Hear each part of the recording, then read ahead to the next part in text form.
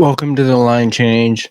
In this video, as you guys can tell by the topic, we're gonna beg the question: what would it take the Vancouver Canucks to actually acquire Jack and Luke Hughes? Now, let me just start off right from the top and say this isn't realistic. I'm not trying to be realistic, like this is actually a possibility. This is just a simple case of Canucks daydreaming. We're going to go over an article that talks a little bit about this daydream and also asks the question, what would it acquire?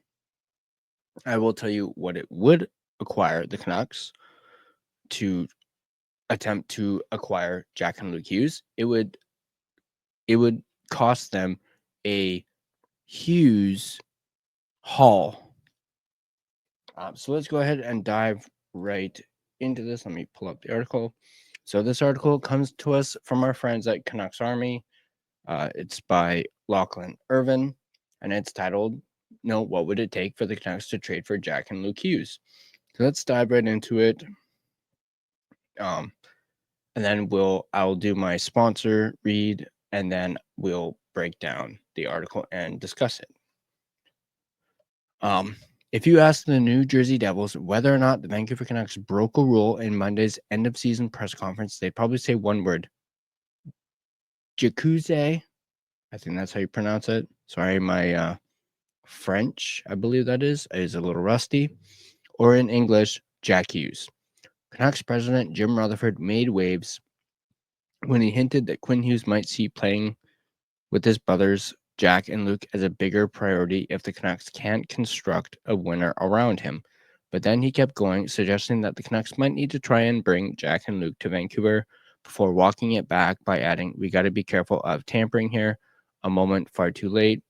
Obviously, it's now since come out that it wasn't, at least in the NHL's eyes, considered tampering, even though people were calling for Rutherford's head. Not necessarily Canuck fans, but those on the East Coast in that New Jersey area in particular were calling Rutherford's head. There is actually an article on Canucks Army that talks about why Rutherford's Hughes brothers comments don't meet the NHL's threshold for tampering. So why not? Let's bring this up a little bit and talk a little bit about this.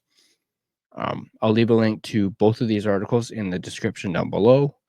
But this goes on and says, the Vancouver Canucks' front office team of Jim Rutherford and Patrick Allvin held a joint press conference this past Monday, one that definitely put a bit of a damper on what already promised to be a doubt-laden offseason, but did it also put a bit of a tamper on it?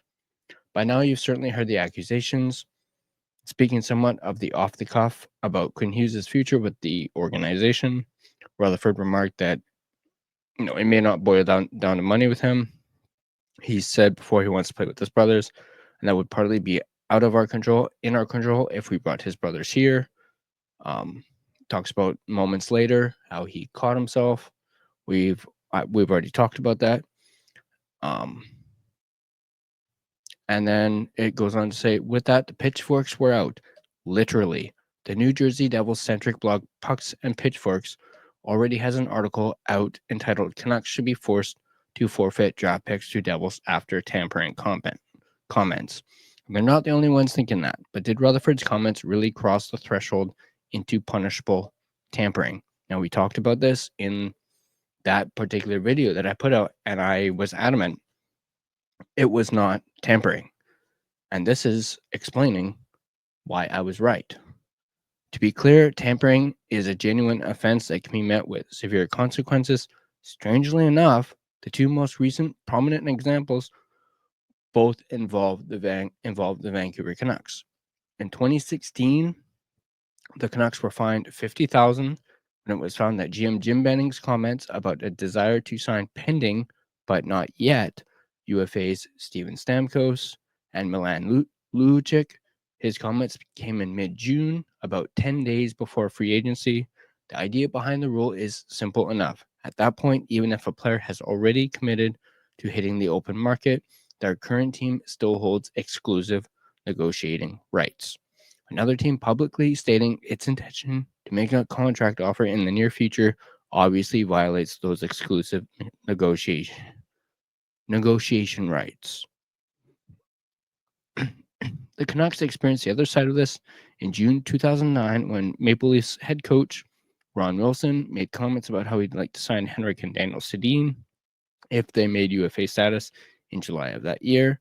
This time, the fine was undisclosed, and it may have been less because Wilson was a coach, not a manager.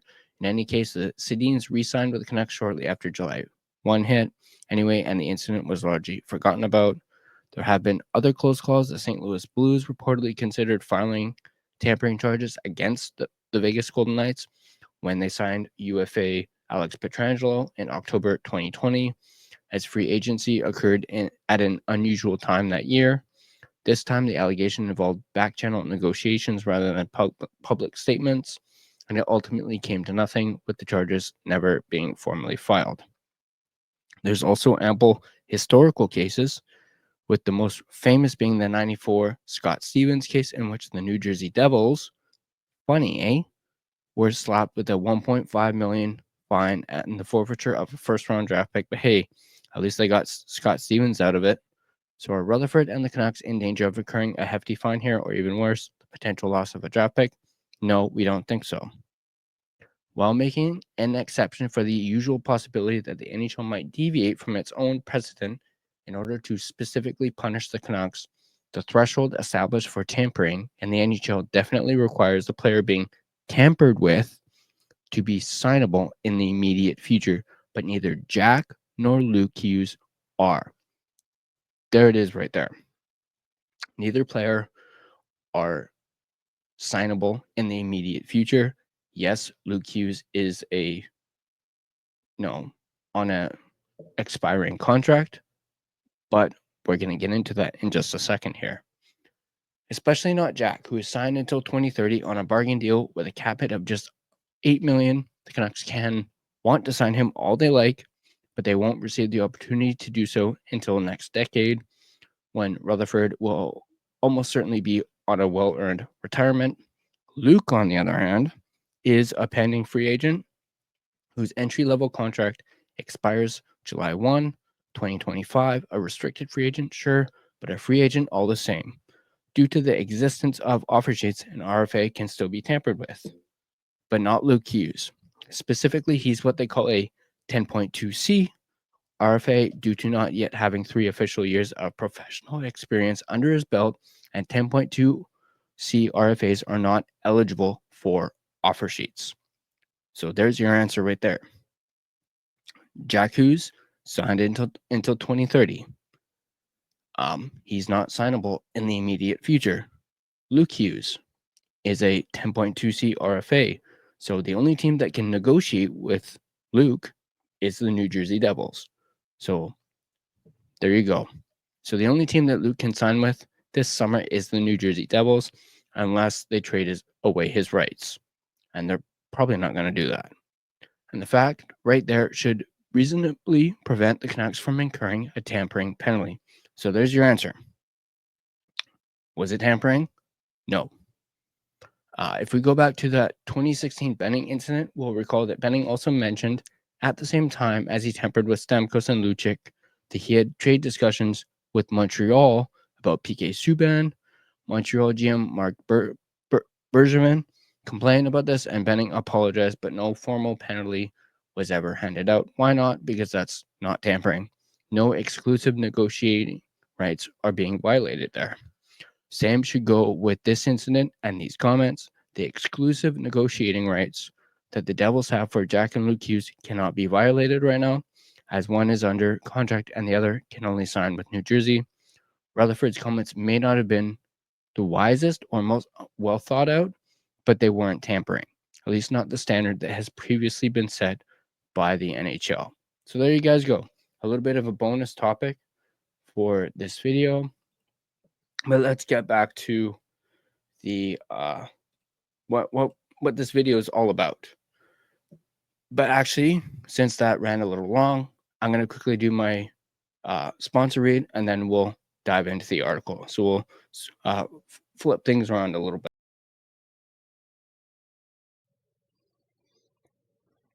Are you looking for an energy drink that is jitter-free, crash-free, no sugars, no artificial colors or dyes, and no calories? Then Dubby Energy is for you. With over 15 plus unique custom-made flavors, go ahead and get a starter sampler pack, which includes 3 different flavors.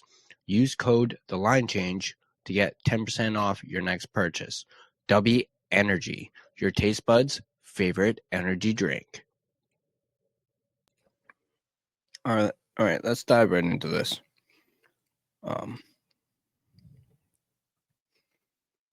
So where were we? Oh yeah, Canucks president made waves. All right, we already said that, so I'll skip over that. All right, we'll start off from here. So, while Rutherford's not allowed to tamper, we sure are. It's not wrong. So let's live in this fantasy for a moment, shall we? Let's say Jack and Luke Hughes were on the table for the Canucks to grab. What kind of trade deal, besides massive or Hughes, would it take? The Devils are a team that considers itself at the height of their competitive window, and Jack Hughes is the face of that era. The former first overall pick has led a renaissance in New Jersey, making them one of the most entertaining teams in the NHL to watch. And if not for a shoulder injury ending Jack's season last month, the Devils would likely be challenged for the Stanley Cup, as opposed to getting stormed by the Carolina Hurricanes without him. And right now, the Devils are down 2-0 against the Hurricanes in the playoffs. Any package for a player of Jack's name recognition is going to have to start with a top prospect and a current star player. Devils GM Tom Fitzgerald certainly wouldn't part with a marquee player like Jack for anyone less than an Elias Pettersson caliber name back as a start. The obligatory backpack full of draft picks with at least one unprotected first rounder and a few seconds would still be a price too low. Tom Willander is probably part of that conversation too. Now we talk about Tom Willander intending to return to school next season. You can actually find that. Oops, sorry, wrong side. Find that right here if you're interested in that. With Jonathan Lekaramaki already firmly entrenched in the Canucks' farm system, Willander's lack of an NHL contract is the only caveat towards him being a cornerstone prospect in a trade for the Hughes. But Luke's a 40-point defender in his own right, and Willander likely still needs to marinate in the AHL for a bit. If you're the Devils, who were already forced to punt on this season with Jack's season ended by shoulder surgery, is all that enough to scoop both of Quinn's brothers? The reality, like I mentioned earlier, this is not based in reality. The reality is no. Beyond the on-ice product itself, it's hard to imagine Devils' ownership being willing to part with 2 players who've sold the New Jersey product better than any player since Martin Brodeur. And with the 2-against-1 vote, they know they just need to wait out the clock to take a run at signing Quinn in free agency and locking up one of the best trios in the league long term, which means the Canucks are going to have to take the path we already knew they would, aggressively building a titan around Quinn that's far too talented for him to leave. If Rutherford and Alvin can be half as bold in the trade market and free agency as they were in that Monday press conference, they'll put together a team worthy staying for a different kind of brotherhood. So that was a bit of a long article with adding in the second one there, but as I mentioned, I will leave a link to both of them in the description down below. So let's go ahead and break that down, and let's talk about potential trades. I've seen a few pop up on Twitter, on social media. I know Rev Trev of Kempner Canucks, he had what I believe it was one or two that were interesting. Obviously, as the article mentioned, you got to include Petey. As much as I would not want to do that, I would much rather have, Petey, Jack, and then whoever your third line center is, Bluger or something. Just imagine that. Again, on the topic of daydreaming, a 1C in PD, 2C in Jack. Whew, that'd be something. But for the sake of this, obviously PD would have to be a trade chip, as he would likely replace Jack for the Devils. You'd, as the articles mentioned, you'd probably have to throw in with Willander, especially with the whole, him intending to go back to school thing, using him as a trade chip. You'd probably have to throw in Lekkerimäki as well. So you got PD, Willander, Lekkerimäki, and then probably 2 firsts, maybe a second, and that even might not even be enough. So that's one thing that I would do. So I'd go PD, Willander, Lekkerimäki, 2 firsts, make sure one of them is unprotected, and then for Jack and Luke, obviously we're talking fantasy here and maybe a little bit of NHL 25. Actually, I might actually try that next time I dust off the old PlayStation and play a little Chow. Might actually try and do that trade, see if it works. just for the heck of it, and if it works, cool, and I'll let you guys know. But that's really the only trade option I think that the Canucks have to even come, not necessarily to acquire Jack and Luke, but to probably even have a conversation with the Devils. Is they would have to start with PD and work their way from there. Obviously include Willander and Lekkerimäki and several draft picks. So I want to know from you guys, what do you guys think would be the Hughes haul that the Canucks would have to give up in order to acquire player, both Jack and Luke, to unite the Hughes brothers for the Vancouver Canucks? Once again, let me know in the comment section down below. If you like this video, go ahead and hit that like button. If you're not subscribed to The Line Change and would like to stay up to date on all your Vancouver Canucks content, go ahead and smash that subscribe button. Also hit the little bell so you get notified every single time we upload a video. You can find us on social media, on Twitter /X at LineChangeVan, on Instagram at The Line Change. You can also find us on Facebook. Just search The Line Change to find our Facebook page. If you prefer a audio version of this podcast, you can find us on both Spotify and Apple Podcasts. Please be sure to rate and review if you do so. And that's going to do it for this video. As always, go Canucks go, and I'll see you guys in the next video.